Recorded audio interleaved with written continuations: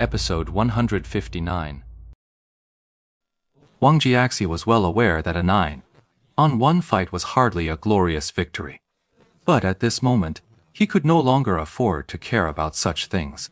Perhaps this victory will leave us all feeling a bit awkward, but that's far better than carrying the shadow of an unbeatable foe in our hearts.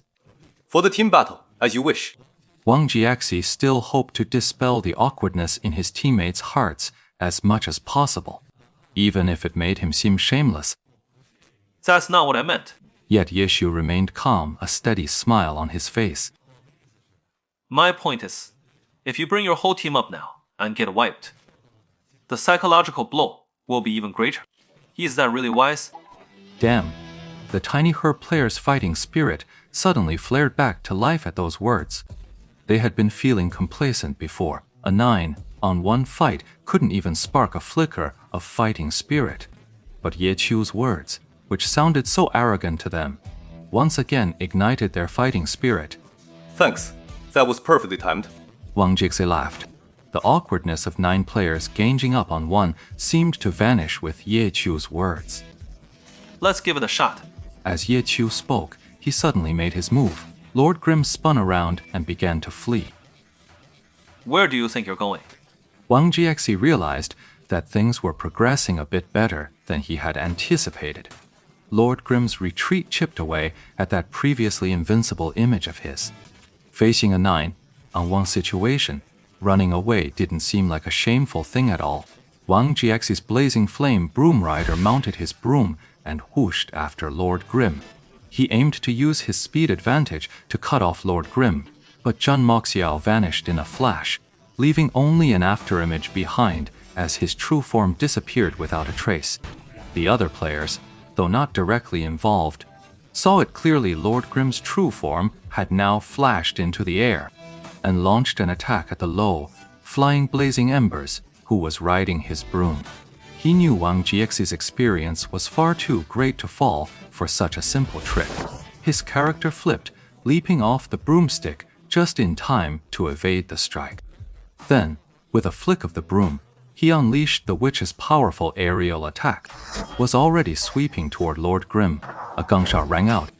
At that moment, Lord Grimm suddenly fired a shot. The bullet flew out, but he himself used the recoil to propel himself backward, just in time to dodge the fiery sweep of the broom. But his bullets also missed their mark. This witch was able to execute a 6-hit aerial combo at such a height. It's because when this class attacks by swinging its broom in the air, it grants the user a brief levitation effect. Otherwise, even with blistering hand speed, you'd be lucky to squeeze in 2 basic attacks during that brief jump. Wang Jiaxi was no ordinary player. He exploited this opening fully, striking with his broom while he controlled his character's movements, ready to dodge any incoming attack. The shot was close and fast, yet it still missed. Li Ji. Wang Jiaxi called out a name. Someone immediately answered, sprinting across the ground while firing shots at Lord Grimm. Lei Eiji, a core member of Team Tiny Herb, was currently wielding a level 27 sharpshooter named Bullet Trace. As a ranged attacker, he immediately gave chase, raining fire on Lord Grimm. A pro player's marksmanship, that's a given. When it came to hitting moving targets, they couldn't claim a 100% accuracy rate, but it's still far more accurate than the average player. Dan Wuhan, wielding the level 25 purple weapon Western revolver, had already fired 6 shots in an instant. Unlike other weapons, a gun's attack speed doesn't refer to how fast its bullets fly, but rather manifests as the speed of reloading. Automatic pistols are the fastest. With an attack speed of 10, you can fire 8 shots in a burst. Next are revolvers, with a speed of 7 or 8. 6. Next are hand crossbows, firing 4 bolts in a volley, with a typical attack speed of 5. Finally, rifles, with a fire rate of 2 or 3, usually allowing for 2 consecutive shots. The slowest is the hand cannon. Each shot from a hand cannon requires a reload, and it's this mechanism that distinguishes the 5 gun types. This created a difference in their rate of fire. Players choose what suits them best based on their own habits and their character's needs. Each gun type differs not just in attack speed, but also in raw power. Their damage calculation is unique compared to other weapons. Take the revolver, for instance.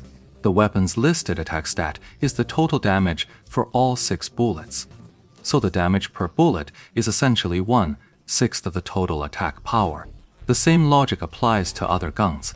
Furthermore, there are some special effects.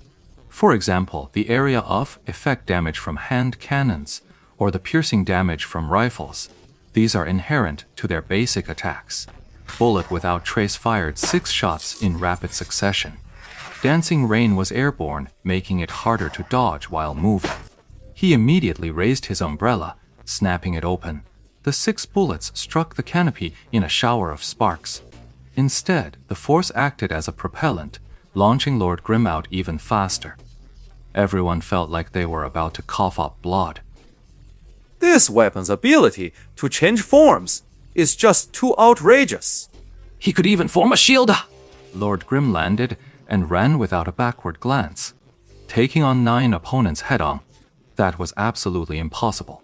These are all pro players, even with the early game skill advantage of an unspecialized character. But it's not to this extreme degree. Ye Qiu could so easily crush Liang Fang and Liu Xiaobi for 2 reasons. First, his skill was simply superior. Second, the unsigned player's early game advantage of having multiple skills. Third, these two had 0 experience fighting a jack of all trades. It was the combination of all these factors that the gap between them became as vast as heaven and earth. Especially the latter 2 reasons were of paramount importance. Otherwise, even a god-tier player couldn't guarantee a sure win against an ordinary one. You still have to factor in things like the spot performance. Otherwise, what's the point of even playing the match? Just line up the 2 teams and compare the names, and the winner is obvious. It's the same principle as in soccer or basketball. Xiaoji, Wang Jiaxi called out, and Zhao Yinji responded. His character Fallen Leaves and Crows swiftly mounting its broom, and gave chase to Lord Grim. Wang Jiaxi's burning flames, the moment it touched down, immediately took flight once more. The 2 witchcraft scholars flew incredibly low, practically skimming the ground. The lower they flew, the faster they went. Because the flight distance is limited. Once you reach it, you jump off the broom and land. The lower you fly, the faster you land. This extra speed was snatched during the transitions. Yi Luo Wu Ti and Li Hu Yanjin were flying at the absolute minimum altitude. This was also achieved through sheer skill. Only with blistering hand speed could you execute the flight maneuver the instant you leapt. Suddenly, Zhongmo Xiao halted, spun around, and unleashed a Gatling gun. With a deft flick of the barrel, the stream of bullets split into 2 distinct lines, each homing in on one of the 2 players. Falling Crow's cry and blazing flames end split left and right, veering off at an angle to dodge the hail of bullets. But at the same time, they had also spread out to a distance where even a flick shot couldn't cover them both. This pause instantly brought them back into the gunner's effective range. Li Ji and Liu Fei sharpshooters opened fire in unison.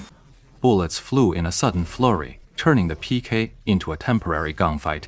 As the team's 2 duplicate classes, the presence of Li Ji and Liu Fei, both sharpshooters, this was a tactical choice, plain and simple. The 2 coordinated flawlessly. Liu Fei's fallen angel fired shots to chase down Lord Grim. Meanwhile, Li Ji predicted Lord Grim's movements and launched preemptive strikes.